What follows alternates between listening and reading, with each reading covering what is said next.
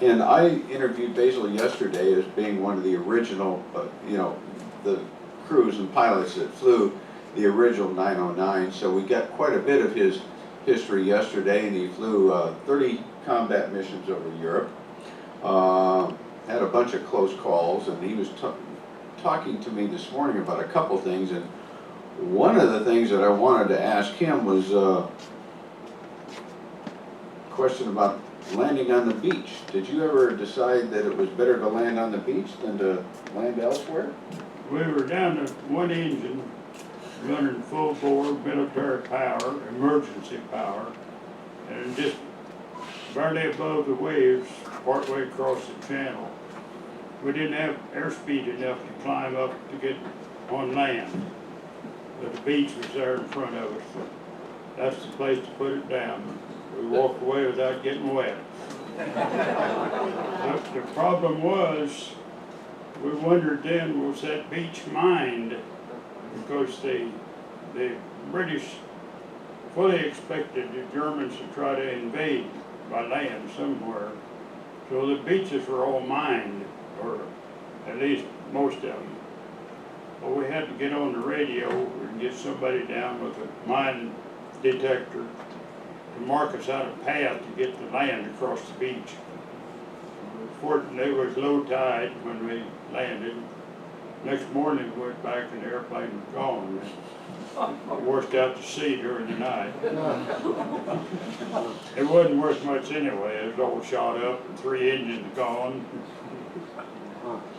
That was quite a hair-raising experience. Walking across that sand and wondering if you're going to step on a mine. Liz, did you ever have any crash landings or land on a beach, or were your landings all a little different? Well, I'm very fortunate. I really didn't have any problems. There's a few things, nothing too bad. I just had a wonderful time flying. That's fantastic. Basil, you also, as I recall, you were on a Schweinfurt mission, and if some of you people here have heard about Schweinfurt and the dangerous missions flown to that target, could you tell us about that mission? Well, I was on the second Schweinfurt mission. Our group, the 91st Bomb Group, was on the first one. It was a terrible mission. Everybody lost a lot of airplanes, but it wasn't too bad on the second one. We didn't lose many. We lost a few airplanes, of course. We almost always lost a few airplanes due to the anti-aircraft fire or the German fighters. But a combination of them you got shot out of formation, then by losing an engine or two, and you couldn't keep up with the formation, and you were out there sitting duck out there, and they practiced up on you. Ganged up, the fighters would gang up on you, and all of them claimed to kill. So. You also told me about bringing a souvenir back from Germany, I think. This morning you were talking to me about a shell that landed in your plane. I think that's an interesting story. Can you tell us? Fortunately, all the German 88mm anti-aircraft guns were not live rounds. We brought back one that came through the skin of the airplane and fell on the catwalk in the back. The crew, of course, the guys back there, the waist gunners, almost passed out when they saw that shell laying there. What do we do? We throw it out. Don't touch it. Covered up with flak suits, so if it goes off, it'll blow the hole down and not the whole airplane up. Well, we brought it back. Notified the armament people there was an 88 in there and laying on the floor, and that was a souvenir for you. We got as far away from it as we could. Yeah, you told me you wish you could have brought that one back here, but I think you probably thought better of that. It was a little too heavy to put in your bag and bring back there. One of the stories, and I think since the group here wasn't here yesterday, was one of the things, if you don't mind telling us about it again, I think it's a mission where you were, that you were telling me about, where you got your group got the unit citation at a horrible expense. And could you tell us about that one? I was on January 11th, 1944, with my 5th mission. I was to Oschersleben, Germany, which is about 60 or 70 miles west of Berlin. And of course, the Germans thought we were going to Berlin, so they put everything up they could find. Even put the trainers up with handguns on the things. But we started out that morning because the weather had scrubbed everything else except 166 of us that got off first. And the ceiling was about knee-high at that time. You were on instruments almost instantly after you're off the ground. We got the formation together and headed to the fighters, our escort, we had a few at that time, but they couldn't get off either because of the weather. So we went on by ourselves, 166 of us. We bombed the target, obliterated it. There was an oil refinery on one side of town and an aircraft assembly plant on the other side of town. And we got both of them. We paid the price. We lost 42 of the 166 airplanes that day. The weather had improved a little bit by the time we got back to England, but any place you could find to land, you landed. Whether it was your base or somebody else's or a British base. A grass field, we didn't care. We were out of fuel, tired, discouraged, and everything, hungry, and everything else. So but that was the worst day I put in with my 5th mission. And they always thought if you made 5 missions, you had a pretty good chance of making it. That was it. Went on to finish. Basil, you told me that you stayed in the Air Force and in the Air Force Reserve. Tell us how many years you spent in the reserve and also what you did after the war. Well, I spent a total of 40 years in active, about 6 years in active duty, the rest of it in the reserves. And, I made a number of different things. And at the end, I was the liaison officer between the Civil Air Patrol and the Air Force. And one of the things, I was an instructor at a college up in Warrensburg, Missouri. My students was 22 elementary school teachers. That was a highlight of my life. We got to go to Cape Kennedy down in Florida, and go all through the missile assembly building, the launch pads. Commandeered a 119. That's a twin-engine transport plane. We commandeered one from the Air Force to go down there with the crew, of course. But and then we come back to Houston, Texas, to Missile Control Center, which was quite a thrill. Then another year we went down in the missile silos up around Whiteman in Missouri. And in the control room, which is 200 feet underground. That was quite a thrill Did you continue flying after the war? I continued flying until I retired in 1981. About the last 15 years I do floor air taxi service. Small airplanes, six-seat airplanes mostly. Twin engine, and I flew all over the United States. And I'd go to Canada. I wouldn't go to Mexico. I couldn't speak Spanish. Did you fly an F-16? When they took the propellers off of them, I quit flying. So Had to have something out there to keep you cool. I hate to say it, but Liz has got one up on you. Yeah. Not much, I tell you. I'm so proud of this man and all his service. What he did. I'm very proud of him. I'm very honored to be up here because I'm just an old lady pilot.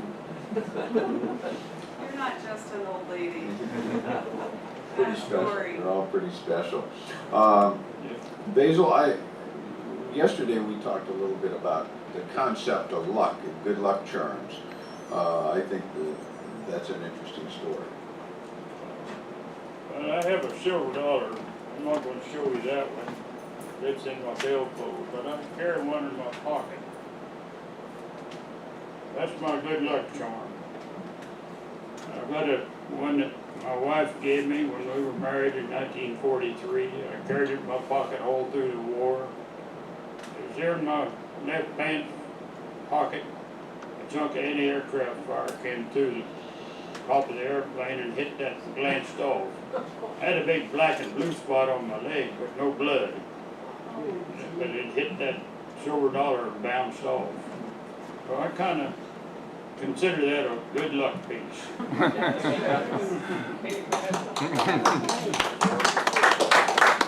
One of the questions that's come up before, I think a lot of us don't understand it.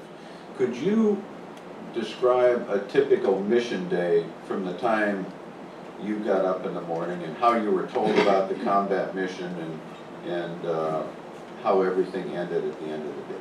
I'll just briefly try to go through a day. First of all, they came in about 2:30 in the morning. I think they probably wore battle gear, chest protector, and maybe a face mask when they tried waking us guys up at 2:30 in the morning. They said breakfast would be at 3:30, so you get up, shave real close because those oxygen masks were really rough if you had a stubble of a beard. So you learn real quick to shave good, and a lot of times in cold water. So then you went to breakfast. Well, at 3:30 in the morning or so, who wants to eat? Well, you didn't drink much liquid either because there was no bathroom up there. And you're going to be in the air maybe 10, 11 hours. So you went away hungry and thirsty.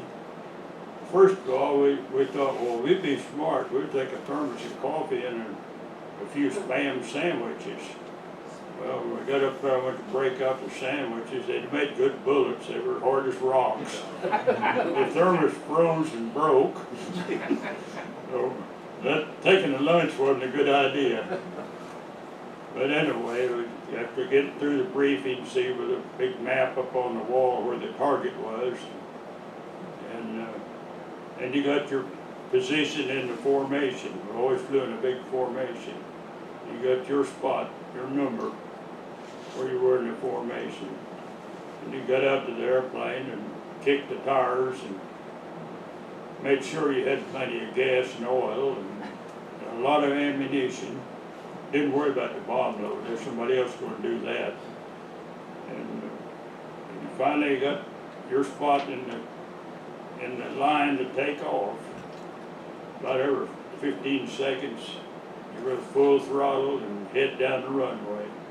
You climb out on the 230 heading from Basil, where I was based, at 10,000 feet, make a big wide left turn and climb back over the field. Be there at 20,000. The lead ship would make a big circle of the field.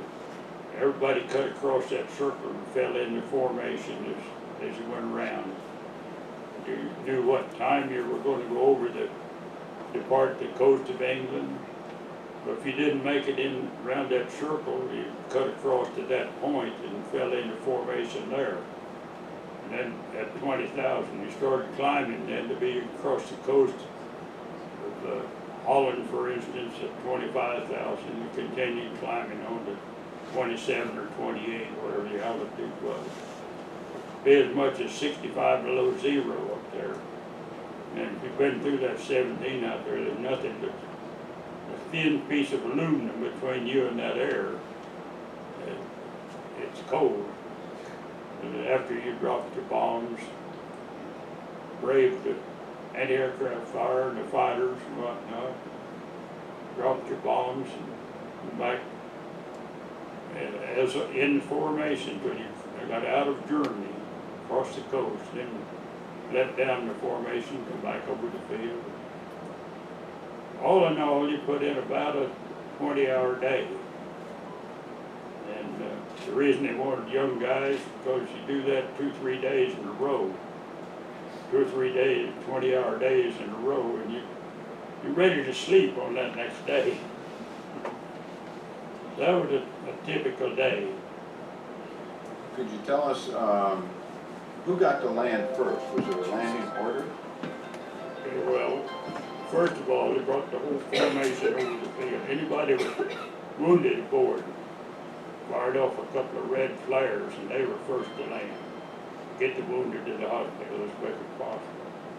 Second, if you say down to 2 engines fighting for altitude, then you landed next. And the guys with all 4 engines running and no problems, they continued circling until they got down. But the squadron came in, you peeled off one at a time and landed right. And on a good day, you had one turning off down at the end of the runway, one in the middle of it, and somebody touching down in a 5,000-foot runway. You landed that quick. You took off that way. So we weren't fighter pilots, but we tried to act like it at times. Was there a debriefing at the end of the mission? After the mission, you had a debriefing. They asked, first of all, they assured you about 2 fingers of whiskey.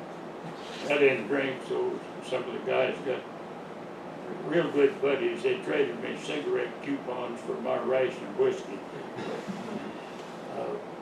And then they also had people asking what could be done to the airplane when they manufactured it to improve our chances. Well, the old airplanes didn't have the chin turret up under the front of it, the 2 guns. They didn't have that. That was one of the things we recommend they put on. Second, you had 39 gallons of oil per engine, but those old radial engines use a lot of oil. And if something happened and you lost all the oil, then the oil pressure feathered that prop. In other words, turned it from flat to where it went through the air like a knife. That didn't produce much drag, but the flat ways produced quite a bit of drag on the airplane. So we encouraged them to put a standpipe in the bottom of that oil tank so we'd always have a little oil left to feather that prop. The manufacturer did listen to the old pilots. Thank you. I think that in the interest of time now, are there any general questions? I think these people are welcome to stay here afterwards too and ask individual questions, but are there any general questions of general interest?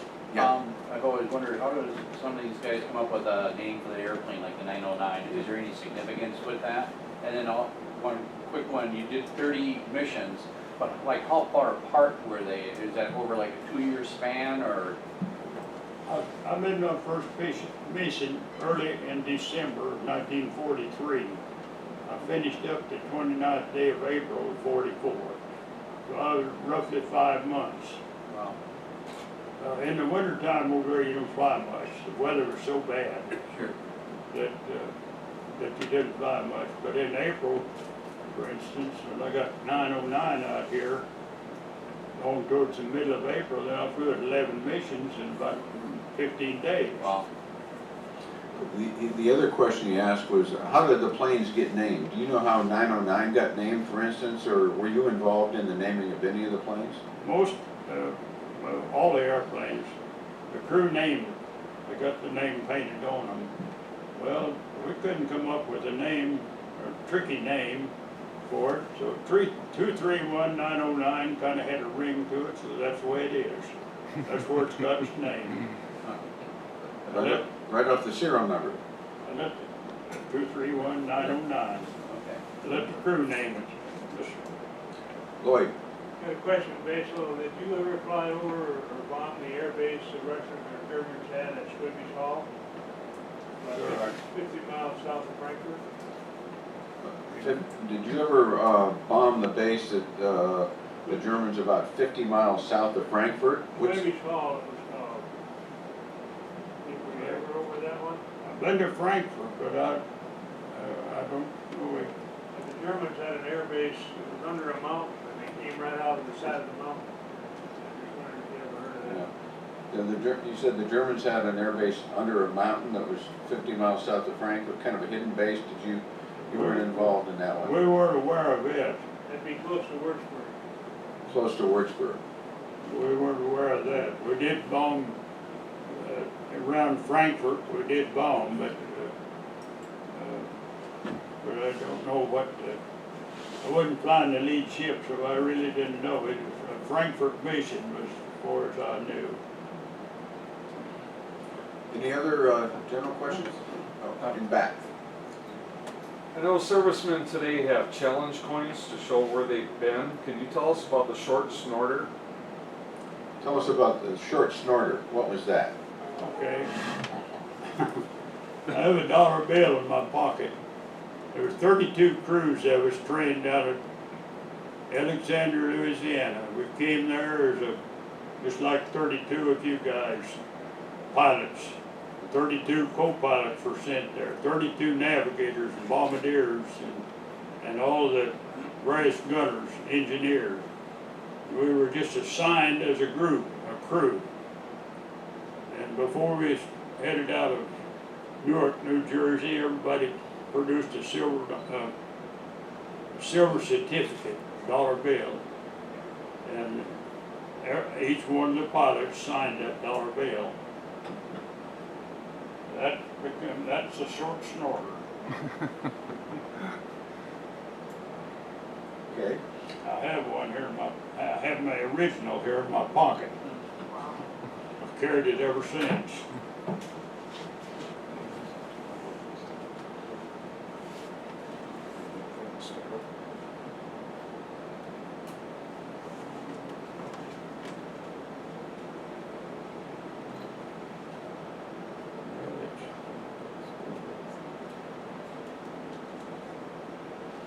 Is that it?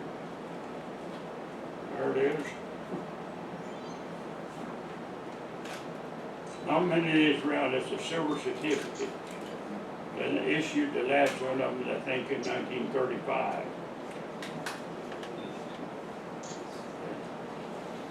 So that was that a fairly common thing with other crews too? To Other groups, I imagine, so, Uh-huh. yeah. yeah, I've seen a few of those like out of North Africa too, where I saw one guy that had a bunch of glued foreign money together, and he probably had 400 or 500 signatures on it, showing people he'd met along the way. There's another question. Basil, and the electrical system that shot out in the bomber with the men in the back parish. Yeah. I'm sorry, If the electrical system was shot out, did the guys in the back of the plane, were they in deep danger if you lost your electrical system? well, From the cold? they kept, if they didn't have them on, they had the very heavy sheepskin pants, jackets, boots, helmets with the wool turned in. Well, they didn't do bad back there.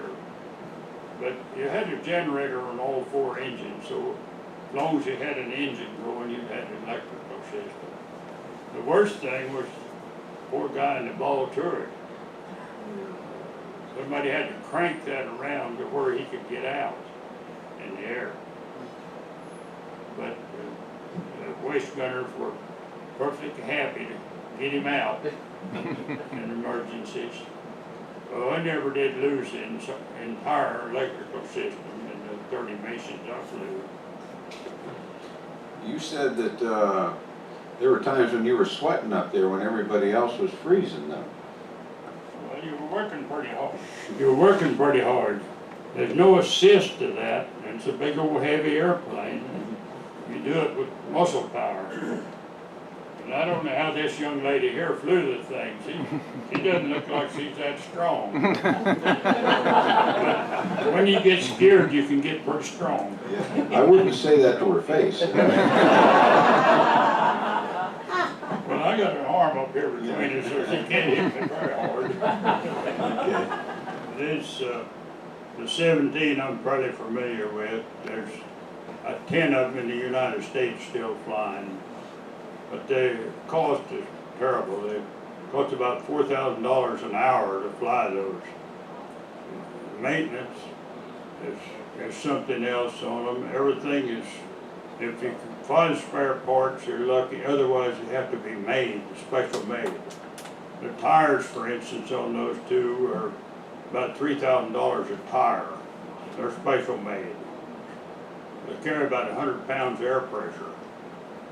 And I've always wondered if, you know, as you go up, that 100 pounds air pressure stays the same, but yet the outside air pressure drops off to practically nothing at 30, 40,000 feet.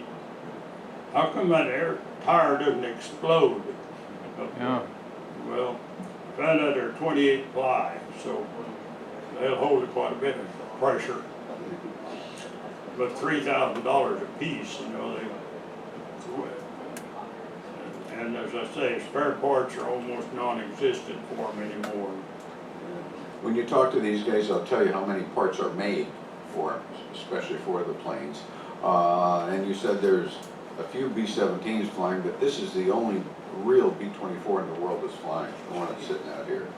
I had the opportunity to take flights in both of them here a couple weeks ago, and you know, it's obviously not something that most of us can afford to do very often, but it's a once-in-a-lifetime experience. So enjoy the rest of the day, and thank you for coming. I